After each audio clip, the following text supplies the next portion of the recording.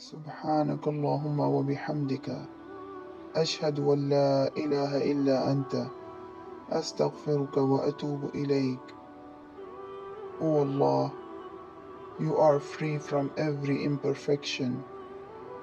Praise be to you. I testify that there is no true God except you. I ask your pardon and turn to you in repentance. The Prophet Muhammad ﷺ said,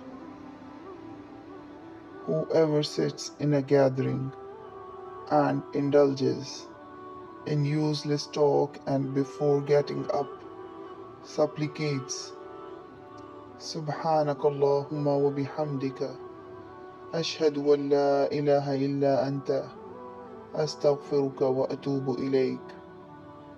He will be forgiven for the sins he may have intentionally or unintentionally committed in that assembly.